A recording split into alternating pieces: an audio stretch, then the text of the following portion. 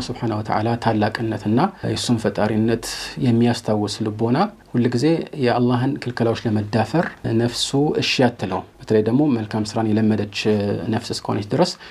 እሺ አትለው እና ይህ አንድ የሐያ መገለጫ ነው ምክንያቱም የአላህን ህግ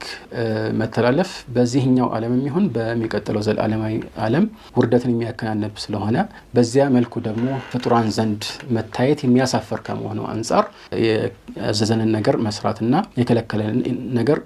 መተው አንድ የሐያ መገለጫ ይሆናል ማለት ነውና ይህንን በአንድ ሐዲስ ላይ መልእክተኛው አለይሂ ሰላቱ ወሰለም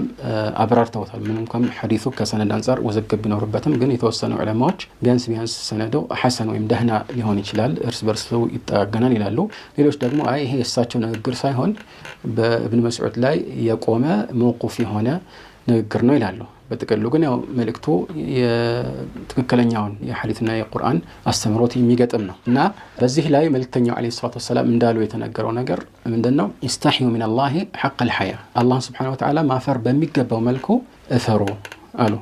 እና በዚህ ጊዜ قالوا يا رسول الله إننا نستحي አሉ እኛ እኮ ያው እናፍራለን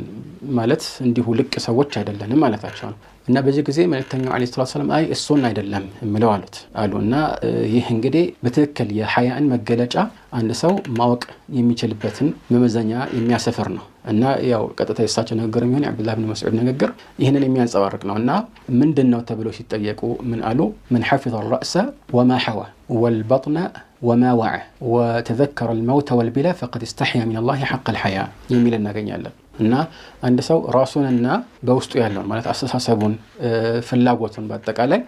የተጠነቀቀና በዚህ ላይ ደግሞ የአላህን ህግ ያከበረ ማለት ነው እንደዚሁም والبطن وما وعى ሆዱንና ሆድ ውስጥ የሚገባውን ውስጥ ያለውን ነገር ሁሉ እንደዚሁ በጥንቃቄ ሂሳብ ይሰራለት ማለት ነው እንደዚሁም ተذكر الموت والبلا ሞትንና ከሞት በኋላ የሚከተለውን አፈር ሆኖ መበስበስን እንደዚሁ ያስታወሰ ሰው ይህ ነው በትክክል አላህን ያፈረው ወይም ደግሞ ከአላህ ጋር ሊኖር የሚገባውን ሁኔታ አስተካክሎ በሐያ የተሞላ ግንኙነት ያደረገው ማለታቸው ነው እና ይህ እንግዲህ በጥቅሉ ያው ቀደም እንዳብራራ ነው የአንድ ሙእሚን መገለጫ መሆን እንዳለበት ይታወቃል አንድ ሰው ይህንን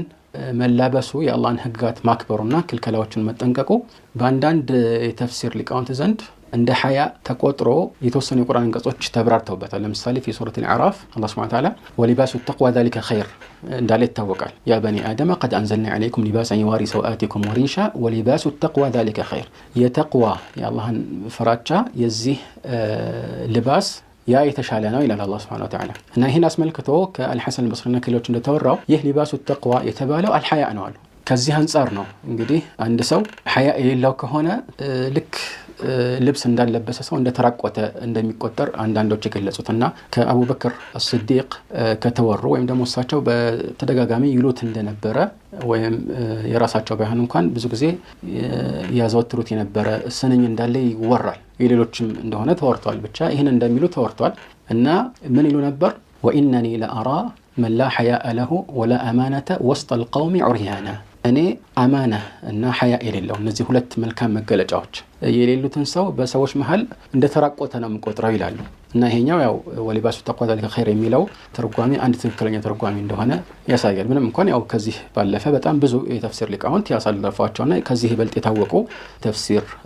ማብራሪያዎች እንዳሉ ግልጽ ነው እና ዋናው ቁም ነገር ይህ ነው ከዚህም ባሻገር ጥሩን በመስራትና መጥፎን በመራቅ ብቻ ሳይሆን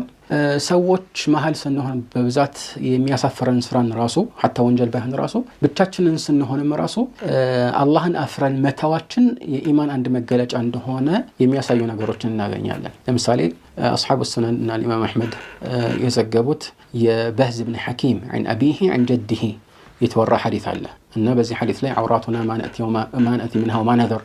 ስለ ሀፍረተ ገላ ጠየቃቸው በተለይ ከሰዎች መሃል ሲሆን እንደዚሁም ከሚስቱ ጋር ሲሆን ለምሳሌ ምንድነው መሆን ያለበትና መጨረሻ ላይ መልእክተኛው አለይሂ ሰላቱ ወሰለም ይሄን አስመልክቶ ያሉት ነገር ምንድነው فإن استطعت أن لا يراها أحد فلا يرينها ألوت مالت ያው አንድ ላይ የሚኖሩ ወይ ደግሞ ቅርብ የሆኑ ሰዎች ከሆኑ አንድ ሰው ሀፍረተ ገላውን ማሳየቱ